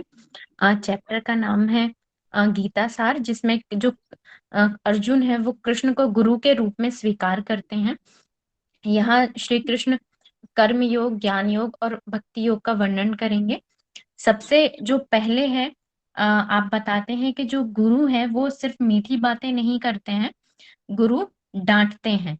तो इसी तरह से जो कृष्ण है वो अर्जुन को डांटते हैं, और वो कहते हैं कि एक सभ्य व्यक्ति जो होता है वो जीवन के मूल्यों को जानता है, और ये जो तुम रो रहे हो और तुमने ये गांडीव जो है रख दिया है, ये तुम्हें शोभा नहीं देता। इससे जो है तुम्हें अपयश प्राप्त होगा और तुम उच्चतर लोगों को नहीं जा पाओगे। इसलिए तुम नपुंसक ना बनो, खड़े हो जाओ और युद्ध करो। आगे जो आप बताते हो कि अर्जुन बताते हैं कि वो कहते हैं कि रोने का जो कारण है वो मेरे हृदय की दुर्बलता है, और हृदय की दुर्बलता जब आती है जब हम स्वयं को शरीर समझते हैं। फिर आगे आप बताते हैं कि डांटता वही है जो प्रेम करता है। तो कृष्ण अर्जुन से बहुत प्रेम करते थे, और वो अपना अधिकार उन पर समझते थे, वो उन पे वो समय अपना इन्वेस्ट करते थे, इसीलिए वो उन्हें डांटा, उन्होंने डांटा उन्हें। फोर्थ श्लोक में जो है अर्जुन कहते हैं कि आपके तो दादा उग्रसेन हैं और आपके गुरु संदीपनी मुनि हैं। अगर वो आपके सामने होते और आपको उन पर बाण चलाना होता तो आप क्या करते? फिर आगे आप बताते हैं कि धर्म पालन करने में जो है अर्जुन कहते हैं कि मेरी मति जो है वो भ्रमित हो रही है, और आप जो है मेरे गुरु हैं और मैं आपका शिष्य हूँ। 7वें श्लोक में कहते हैं कि हे कृष्ण, आप मेरा मार्गदर्शन कीजिए। और यहाँ आप सीख बताते हैं। पहली सीख तो ये थी कि डांटने का अधिकार उसी को है जो प्रेम करता है, और यहाँ दूसरी सीख आपने ये दी कि अगर मार्गदर्शन देना है तो हमें दूसरे व्यक्ति की परेशानी को पूरी तरीके से सुनना चाहिए। हम थोड़ा सा सुनते हैं और अपना ज्ञान जो है वो देने लगते हैं दूसरों को। हमें ऐसी जो है अपनी प्रवृत्ति को बदलना चाहिए। हमें सबसे पहले दूसरे व्यक्ति को पूरी तरीके से सुनना चाहिए, और जब वो व्यक्ति हमसे मार्गदर्शन देने के लिए कहता है तो हमें फिर जो है बोलना चाहिए। जिसको आप आगे बताते हैं, जिसको सुनना आता है जीवन में वही तरक्की कर सकता है, इसलिए हमें सुनना सीखना चाहिए। और जो सुनाने की प्रवृत्ति रखता है वो जीवन में ज्यादा आगे नहीं जा सकता है। और आगे जब कृष्ण क्यों मुस्कुराते हैं, जब जो अर्जुन उनसे जो है गुरु बनने के लिए याचना करते हैं, तो वो ये सोचते हैं कि ये मेरा मित्र था और आज जो है मैं इसका गुरु हूँ, ये शिष्य बन के मेरे सामने आ रहा है। तो कृष्ण जो है इस बात पर मुस्कुराते हैं। आगे आपने बताया कि हम लोगों को जो है रोज गीता सुननी चाहिए, और हमारे अंदर श्रवण करने की ललक होनी चाहिए और इतनी इच्छा तीव्र होनी चाहिए हमारी कि हम बिना सुने रह नहीं सकते। अगर हमारी कोई क्लास मिस भी हो जाती है तो हमें बिना उसके रिकॉर्डिंग सुने नहीं सोना चाहिए। और आगे आपने बताया कि धृतराष्ट्र जो है वो बहुत खुश होते हैं जब संजय उनसे कहते हैं कि अर्जुन जो है युद्ध करने की इच्छा नहीं रखते और उन्होंने अपना जो गांडीव है वो नीचे रख दिया है। तो इस बात पर धृतराष्ट्र बहुत खुश होते हैं कि अब राज्य जो है मेरे पुत्रों को मिल जाएगा। और लेकिन जब कृष्ण संजय ये कहते हैं कि कृष्ण अब उपदेश देंगे अर्जुन को, तो वहां धृतराष्ट्र क्रोधित हो जाते हैं। वो कहते हैं कि ये कृष्ण ही है जो सब समस्याओं की जड़ है। और आगे आप बताते हैं कि जीवन में गुरु की आवश्यकता क्यों होती है। तो गुरु जो होती है हमें जन्म, मृत्यु, जरा और व्याधि के चक्र से निकालते हैं, इसलिए हमें गुरु की आवश्यकता होती है। फिर आप प्रभुपाद और जादूगर का एग्जाम्पल देते हैं। एक जादूगर आता है जो जादू की ट्रिक्स दिखाता है और वहां फिर प्रभुपाद जी जो है उनसे पूछते हैं कि क्या तुम जो है किसी व्यक्ति को जन्म, मृत्यु, जरा, व्याधि से निकाल सकते हो। तो जादूगर कहता है नहीं, मैं नहीं निकाल सकता। तो प्रभुपाद जी पूछते हैं उनसे कि सबसे बड़ा जादूगर फिर कौन है। तो जादूगर कहता है आप स्वामी जी। तो इसी तरह से जो एक गुरु होता है वो व्यक्ति को जन्म, मृत्यु, जरा, व्याधि के चक्र से निकालने में सक्षम होता है। आगे जो श्लोक आते हैं 11 से 30 में कृष्ण डांटते हैं और कृष्ण जो है अर्जुन को कहते हैं कि तुम इतनी पांडित्यपूर्ण बातें करते हो और तुम उन चीजों के लिए शोक कर रहे हो जो शोक योग्य नहीं है। विद्वान व्यक्ति जीवित और मृत व्यक्ति के लिए शोक नहीं करते हैं। और आगे आप बताते हैं कि जो एक गुरु होता है वो शिष्य का ऑपरेशन करता है और लेकिन वह ये देख लेता है कि शिष्य की कैपेसिटी क्या है, उस हिसाब से ही वह अपने शिष्य को जो है मार्ग दिखलाता है। आगे आप बताते हैं जैसे शरीर जो होता है जो कृष्ण है वो अर्जुन को आत्मा का ज्ञान देते हैं और कहते हैं जिस प्रकार शरीर जो है पुराने वस्त्रों को छोड़कर नया धारण कर नया कपड़ा हम पहनते हैं, नया वस्त्र पहनते हैं, उसी तरह से जो आत्मा होती है वो शरीर बदलती है और हम जो है वो शरीर नहीं है, हम आत्मा है और जो शरीर है वो नश्वर है। और आगे फिर बताते हैं कि अर्जुन कहते हैं कि जो मेरा लगाव है वो भीष्म और द्रोण से है। द्रोण ने मुझे संपूर्ण ज्ञान दिया है और मैं निर्दयी बनकर उन पर बाण कैसे चलाऊं। तो इस पे कृष्ण कहते हैं कि तुम ये जो दुख है ना इसको सहन करो और जो ये लगाव है ना वो अज्ञानी जनों के लिए है, जो हम समझते हैं कि ये मेरा बच्चा है और ये जो है मेरा पति है। तो हमें ये कहना चाहिए कि ये बच्चा श्री कृष्ण का है, मेरे ऊपर तो केवल इसकी जिम्मेदारी है इसकी देखभाल करने की। आगे आप बताते हैं कि कोई भी रिश्ता जो है वो परमानेंट नहीं होता और चाहकर भी हम सदा साथ नहीं रह सकते। आगे आप एक एग्जाम्पल देते हैं कि पति पत्नी और उनकी बच्ची होती है, उनकी बच्ची को कैंसर हो जाता है और वो इलाज के दौरान जो है अपने प्राण छोड़ देती है। तो जैसे ही उस बच्ची का क्रियाक्रम से वो लौट कर आते हैं तो पति पत्नी भी जो है सुसाइड कर लेते हैं। तो इससे पता लगता है कि वो अपनी बच्ची से कितने आसक्ति थी, कितना अटैचमेंट था। जब हमें गीता पढ़नी जो है वो आवश्यक है, क्योंकि जब हम गीता पढ़ते हैं तो हमें ये पता लगेगा कि हम जो है एक यात्रा पर हैं, हम सब एक यात्री हैं और हम सबको अपने अपने गंतव्य पर जब हम पहुंच जाएंगे तो अपने अपने स्टेशन पे हमें उतरना है। फिर आगे आप एग्जाम्पल देते हैं कि हस्बैंड वाइफ और उनका एक बेटा था, ट्रू स्टोरी है पूरा की। तो हस्बैंड को हार्ट अटैक आ जाते हैं और वो हार्ट अटैक के दौरान प्राण छोड़ देते हैं और पड़ोसी आते हैं, वो कहते हैं कि कल हम आपके पति का क्रियाक्रम कर देंगे और हमने आपके बेटों को भी इन्फॉर्म कर दिया है, वो भी कल सुबह तक आ जाएंगे। आज आपको सिर्फ इतना करना है कि आज रात आपको इनके साथ रहना है। लेकिन जो पत्नी होती है वो साथ रहने से इनकार कर देती हैं, वो डरती हैं, है ना, वो लाश के साथ नहीं रहना चाहती हैं। तो इससे हमें पता लगता है कि हम जो है किसी शरीर के साथ नहीं रहते हैं, हम आत्मा के साथ रहते हैं। जो भी जितने भी हमारे परिवारजन हैं वो सब आत्मा है और हम उनके साथ रहते हैं, हम उनके शरीर के साथ नहीं रह सकते हैं। आगे श्री कृष्ण बताते हैं कि जो आत्मा है, आत्मा के गुणधर्म के बारे में बताते हैं कि आत्मा को भिगोया नहीं जा सकता, आत्मा को सुखाया नहीं जा सकता, आत्मा को जलाया नहीं जा सकता, उसके टुकड़े नहीं किए जा सकते। फिर आगे आप साइज के बारे में बात करते हैं कि आत्मा का जो साइज है वो बाल के अग्रभाग के 10,000वें हिस्से के बराबर है और जो आत्मा है वो अमर है। फिर अर्जुन पूछते हैं प्रश्न के युद्ध करके क्या मिलेगा मुझे। तो श्री कृष्ण कहते हैं अगर जीत गए तो तुम्हें हस्तिनापुर का राज्य प्राप्त होगा, और तुम हार गए तो तुम्हें स्वर्ग की प्राप्ति होगी, क्योंकि तुम एक क्षत्रिय हो, तुम अपने कर्तव्य को निभाते हुए अगर मृत्यु को प्राप्त होगे तो तुम्हें स्वर्ग की प्राप्ति होगी। तो जब कोई भी व्यक्ति अपना कर्तव्य निभाते हुए मृत्यु को प्राप्त होता है तो उसे स्वर्ग की प्राप्ति होती है, और इसे ही हम सकाम कर्म योग कहते हैं। और आगे आप बताते हैं कि स्वर्ग जाके स्वर्ग में क्या सुख है। तो आप बताते हैं कि स्वर्ग में जो है श्राप बहुत जल्दी जल्दी मिलते हैं, और उर्वशी ने भी अर्जुन को श्राप दिया था। वहां कोई रिश्तों का बंधन नहीं होता है, और जब उर्वशी जो है अर्जुन से उनको खुश करने के लिए कहती हैं तो वो कहते हैं कि आप मेरी माता हो। तो इस पर उर्वशी जो है क्रोधित हो जाती हैं और उन्हें नपुंसक हो जाने का जो है एक साल के लिए नपुंसक हो जाने का श्राप देती हैं, जो श्राप जो है अज्ञातवास के दौरान वृहन्नला के रूप में फलित होता है। और अर्जुन कहते हैं कि मुझे स्वर्ग नहीं जाना है, और ये यहाँ जो है ये दुखालयम है। फिर 38वें श्लोक में जो है श्री कृष्ण कहते हैं कि यदि तुम युद्ध छोड़ोगे तो तुम्हें अपयश और निंदा प्राप्त होगी, और जिसे जो है मान मिलता है, सम्मान मिलता है, उसके लिए जो अपयश की पीड़ा होती है वो बहुत ज्यादा भारी होती है। और अगर तुम अपने कर्तव्य के पालन के लिए युद्ध करते हो तो तुम्हें मुक्ति का मार्ग प्रशस्त हो जाएगा। फिर आगे आप बताते हो कि जीवन में जो दुख का कारण है वो हमारी अपेक्षा होती है। अपेक्षा से ही हमें निराशा, दुख, तनाव, डिप्रेशन और एंजाइटी होते हैं। और आगे फिर आप बताते हैं कि कृष्ण कहते हैं कि केवल तुम जो है 100% अपना कर्म करो, फल की इच्छा मत करो।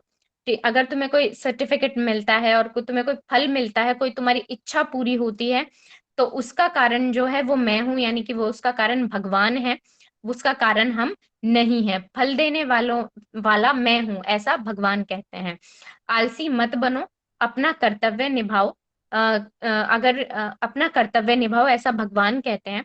और अगर हम अपना कर्तव्य करते हैं और हम उसके फल की इच्छा नहीं करते, यानी कि हमें कोई प्रतिदान मिले, हम इसकी इच्छा नहीं करते हैं, तो हम जो है एक जो है भगवान के मार्ग पे चल रहे हैं। आगे आपने एक एग्जाम्पल दिया कि एक जज के पास एक केस आता है ना, दो पति पत्नी आते हैं कि वो डिवोर्स लेने के लिए आते हैं। तो जज उनसे जब डिवोर्स का कारण पूछता है तो पति कहता है कि मुझे ये जब भी मैं बाथरूम जाता हूँ तो ये टूथपेस्ट का ढक्कन जो है जमीन पर गिरा देती है, और मुझे काफी समय हो गया इसको कहते कहते, अब मैं इसको बर्दाश्त नहीं कर सकता। तो जज कहता है कि तुम 2 टूथपेस्ट खरीद लो डिवोर्स लेने की जगह। तो इसलिए इसमें बताता है कि जो हमारी जो अपेक्षाएं होती हैं वो हमें बहुत दुर्बल बना देती हैं, और हम एक दूसरे को सहन नहीं कर पाते हैं। हरे कृष्णा गुरुदेव, मैंने इतना ही लिखा था, कोई गलती हो गई हो तो क्षमा कर दीजिएगा। आपके चरणों में प्रणाम।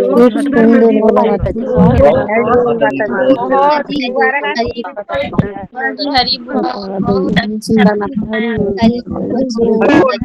बोल हरी बोल हरी बोल। बहुत अच्छा जी, मंदू माता जी बहुत अच्छा बताते हैं, हर समय बहुत अच्छा बताते हैं। हाँ, आप हमेशा बहुत बहुत ही अच्छा बताया। जी, तो आप सबकी कृपा है, मेरे गुरुदेव की कृपा है, और उन्हीं के चरणों में ये सारी प्रशंसाएं हैं। हम तो बोल देते हैं बस। जी जी जी ओके, तो यहाँ पर हम रुक जाते हैं। ओके, तो कल हम हमारा जो आधा पोर्शन है उसको कवर करेंगे। तो मैं चाहता हूँ कि आप वापस इसका रिकॉर्डिंग सुनिए, अच्छे से आप गीता को समझ लीजिए, है। तो यहाँ पर हम रुकते हैं। बहुत बहुत धन्यवाद आप सारे भक्तों का। हरे कृष्णा हरे कृष्णा।